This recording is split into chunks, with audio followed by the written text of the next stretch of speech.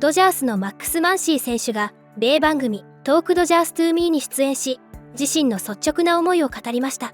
三塁というポジションへの葛藤や日々感じているプレッシャー、そして結果が出ない時にどう向き合っているのか。さらにこのインタビューからはドジャースというチームがなぜ長年勝ち続けられるのかという秘密も垣間見えます。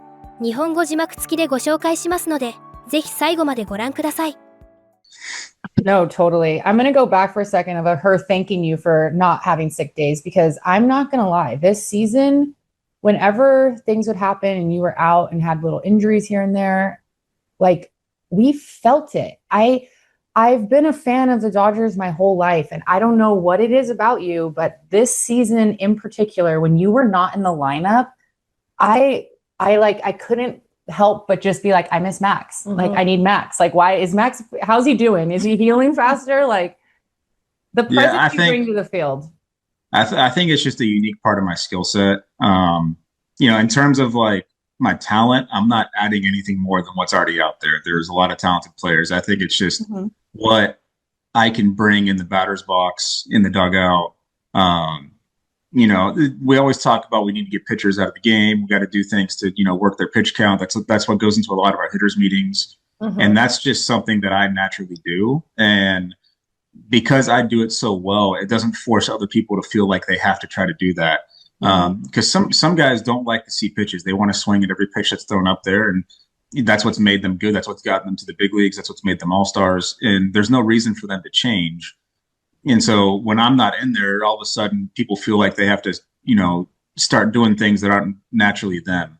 And so I think it's just what I bring in the batter's box that makes a difference. It allows everyone else to kind of take a breath and just be themselves. And then, ultimately it just adds another link into the lineup and makes it that much longer.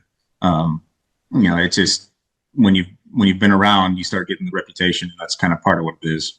Yeah. I mean, I love all of our team, and this isn't putting them down, but genuinely, it's just, you are missed. Like, your presence, even at the hot corner. I was a third baseman, and like the way you play the hot corner, just, I geek out on it. Because she does. She talks about it all the time. The hot corner, the hot corner. Well, it's like nothing's perfect, but like, honestly, you play it beautifully, and the way you execute things that don't happen all the time. I mean, I know the freaking wheel play and all the things, but like when it happened, I like looked at her and I was just like, I have not seen that executed that way, at least for me, and like, I love it. I geek out on just who you are as a player. Truly. Yeah. Honestly, it's amazing. We love it. Yeah. I put in the work at third. I still feel like I can be so much better than what I am at third. And that's why I'm constantly working. There are some holes that I've been working hard to address every single year. I feel like I keep making strides on that, but ultimately I was never really a third baseman. I was a first baseman all through college, all through the minor leagues. And then, when I was little, I played second base. So really, ultimately, I was never a third baseman. So it was kind of just learning the job on the fly. And I do feel like I can be so much better than what I've been over there. And so the only way to achieve that is to just keep working. And that's why I'm out there every single day doing my drills. And, I like to do my stuff real early in the day. So there's usually not cameras out there. Some people have asked me about that. I like to do my stuff real early so I can just have the one-on-one time with the coaches and not have people around. No, that's amazing. And now the fact that you just said that you went from first to third, like, I grew up playing third, and when I hit college, they put me at first. And then when I went back to third, my timing was so off, and it was just like, so the fact that you went the reverse is now even more insane, that you have the kind of timing you do at third. Yeah, I mean, it's also just completely different, side of the field. Like I said, I played first and a lot of second, and the ball just looks different on each sides of the field. And for whatever reason, like when I played first, and a lefty would pull the ball real hard on the ground, it's the complete opposite of when a righty pulls the ball on the ground to third. I don't know if it's just the natural swing of a lefty to where they hit balls differently versus a righty. Just like the way the ball spins, the way it's bouncing, it's always completely different at third than it is at first. And on top of that, you have to make the long throw. So it's not like at first where you just knock it down and step on the bag. You have to, field it cleanly and then make a long throw, which I talked about this one day. I don't think most people realize, like, the average throw from third to first base is like 40 or 50 yards, something like that. There's a picture where there's an overlay of the Oakland, the football field is overlaid on the Oakland, the Coliseum, and the dirt is still up, and they had the lines up there, and it's like from the 30-yard line to, almost the 30-yard line is what third to first is. And so people don't realize how far that throw actually is. Mm-hmm. Yeah. I know. We'll have to try it. We'll have to try it. She doesn't have to try it. I think my favorite thing about watching you for all these years has been that you really haven't changed in how you answer questions. And I really appreciate the insight you give, but also you have this like protectiveness of when you know that things need to stay within the team, which I love. But I watched one of your backstage Dodgers a couple of days ago from 2018, and you're answering questions the same way you do today, one day at a time approach, this mentality that the whole Dodger team has. And, you're now the longest active Dodger since Kershaw's retiring, which we'll get to. How has it been like for you to kind of evolve into this leader that you are for the team? Yeah, I've been very blessed and thankful to play with a lot of the guys that I've played with since I've gotten over here, and I've gotten to learn from all of them. And I'm also very thankful for what my upbringing was. And, going back to when I was, 7, 8, 9, 10 years old, and then getting into high school and college. And, one of the ththings that was always ingrained in me was, you try to control the things you can control. And in the game of baseball, that's very little, unfortunately. But, you can't control the umpire. You can't control the pitcher. You can't control the field conditions. You can't control hardly anything except for what you can. And so you try to focus on that. And that goes to the one pitch at a time thing. You have no idea what tomorrow is going to be like. You don't know what the game's going to be like. So there's no point in worrying about that. What you can worry about is what's right in front of you. And, each day you have the pitcher you're facing. That's who you need to worry about. You have your preparation. That's what you have to worry about. You can't be thinking about a game that's 2 weeks ahead. And I know the media loves to ask those questions about, you have this series coming up. Is there any, like I'm sure when we go to Toronto real early in the season, there's going to be a lot of questions about, and, leading up to it, there's probably gonna be questions in spring training about it. And it's like, you just can't worry about that. You have to just focus on, what's right in front of you at that moment. And that's something that's always been preached since I got over here. And that's, one of the things I really love about the organization. That's part of the culture that they've created.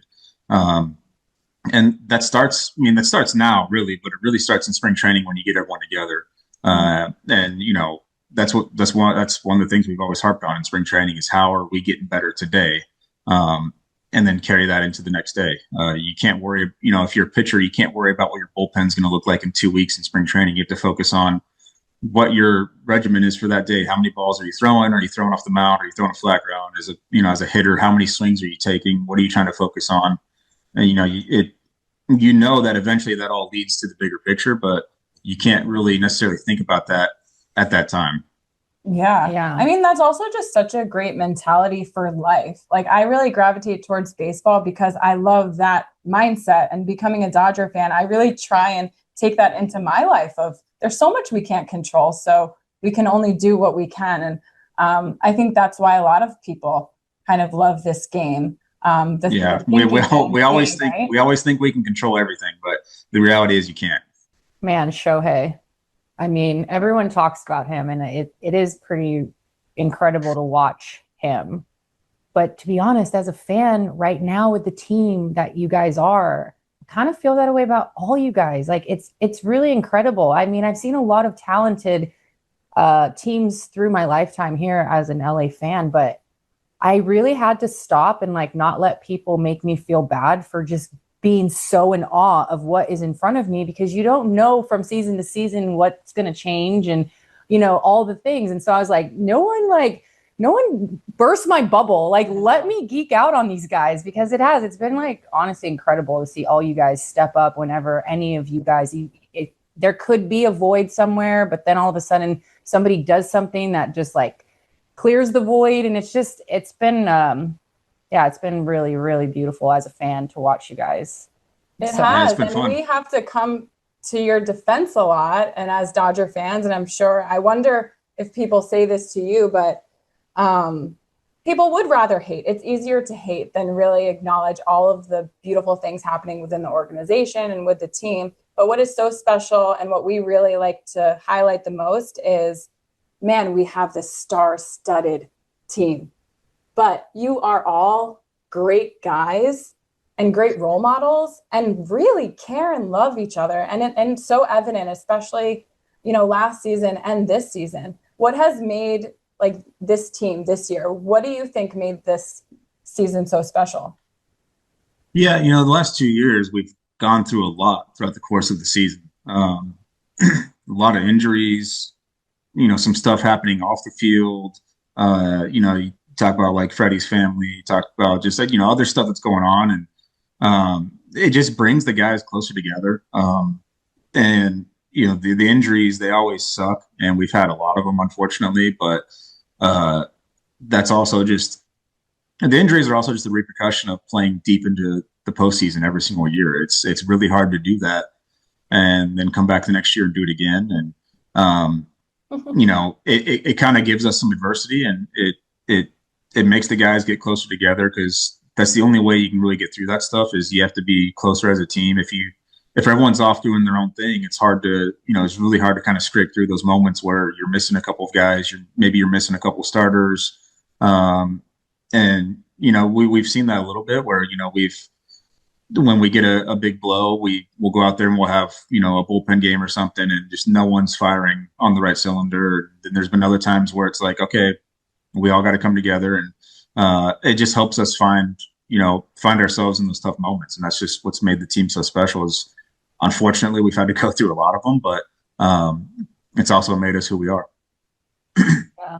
I mean, I feel like you guys just have the utmost respect for each other from start to finish, which really shines through, because, I'm sure, there's the veteran energy, and then there's these new guys, and, people are getting pulled up, getting put back down, but it just seems like you guys just really stayed steadfast and just solid, and kind of just did what you knew, at least from the outside perspective. That's what it looked like.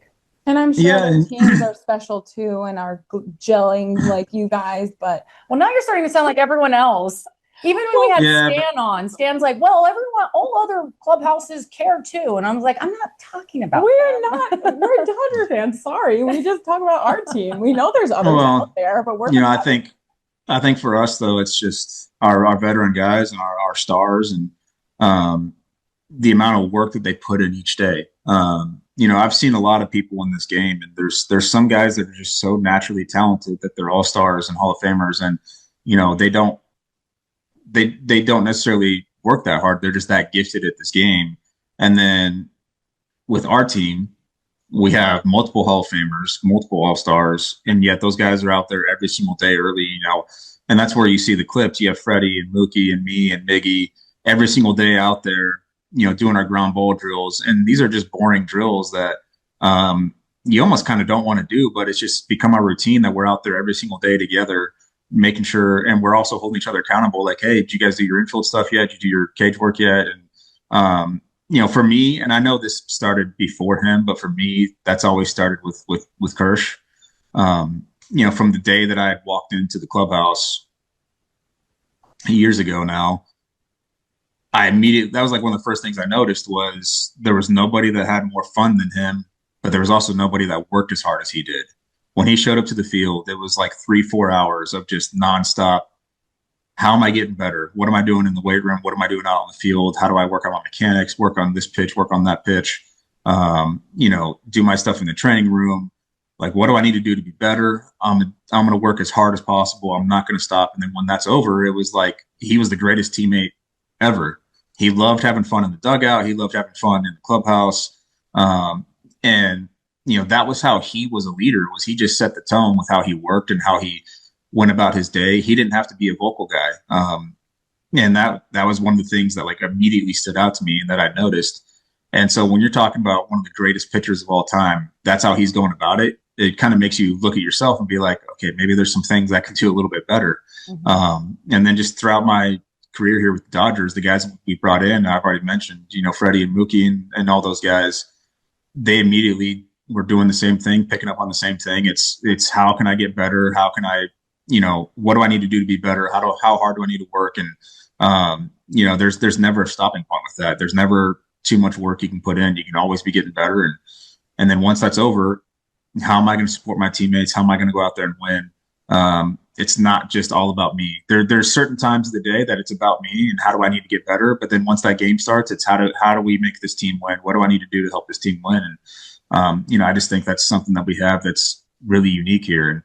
And, and like you said, not saying that it's not like that anywhere else, but there are a lot of stars out there that they want to get their numbers, and that's, how they want to be remembered is, they always have these numbers every single year. But for a lot of us, we have guys that have those numbers already, but for a lot of us, it's how many rings are we going to have? That's what we care about. 最後までご覧いただきありがとうございました。今回の動画についてどういう感想を持たれましたか？ぜひコメント欄で意見や感想をお聞かせください。チャンネル登録やグッドボタンを押していただけると励みになります。それでは次回の動画でお会いしましょう。